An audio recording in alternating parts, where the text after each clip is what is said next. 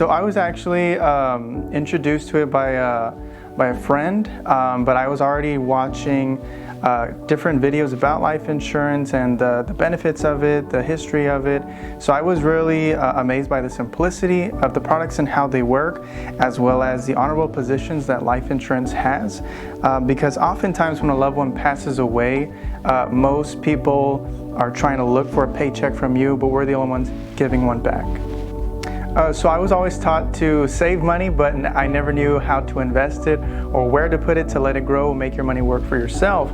So when I found that certain life insurances come with an investing component where you can gain money and never lose, I was really, my eyes were open to that, so I was able to begin investing in those myself, and I said, why not go ahead and share this with some other people that I know that could also benefit from other types of policies.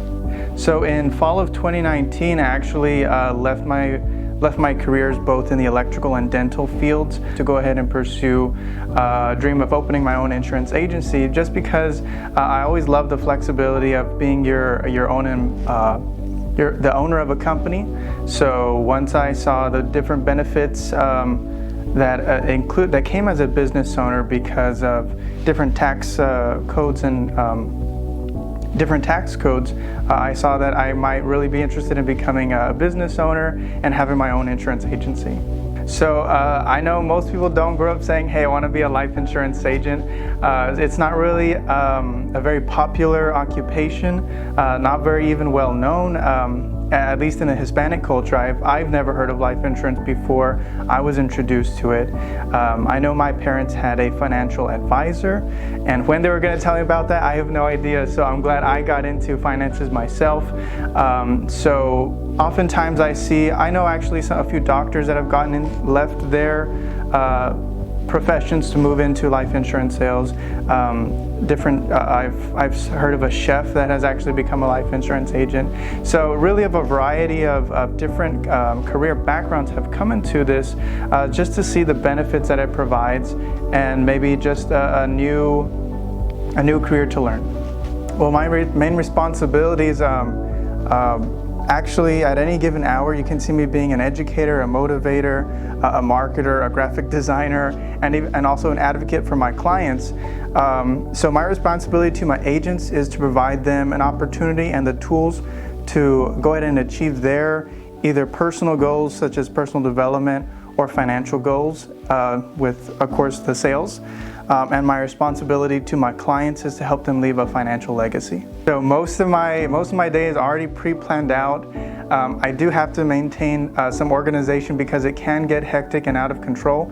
So usually about 2 hours in the morning I reserve for following up with all my clients' cases, and then a couple hours after that, letting the clients know what requirements may be needed. And then I'm go ahead and giving all my full-time and part-time agents a call, seeing what they need help with, whether it be marketing or additional sales education. And then I'm also contacting some of our new agents that are trying to get their license and helping them through that process. Then usually in the evening I reserve more time for myself, such as my own personal development, reading books, industry education, continuing education through different insurance products, as well as time to go to the gym and time with the family in the evening. So with, unfortunately with the pandemic, a lot of people's finances have been affected. And of course we do work around that, but what I did like about what had happened is that it forced us to pivot and change direction. So we went from a brick and mortar agency into a more virtual agency.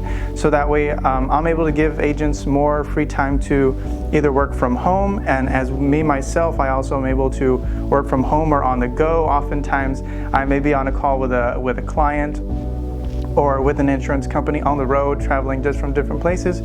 So I love the flexibility.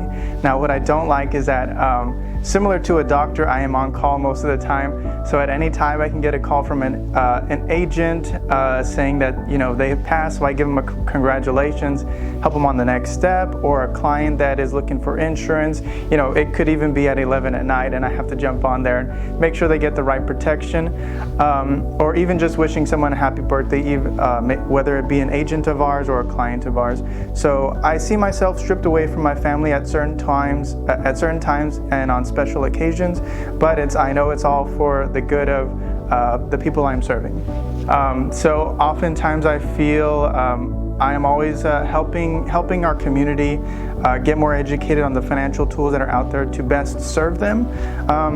Actually, a lot of Hispanic families we feel have been left behind for the last few decades or maybe even centuries, just not knowing, not that they were ignorant, just that no one shared with them the benefits of different financial products such as annuities and life insurance.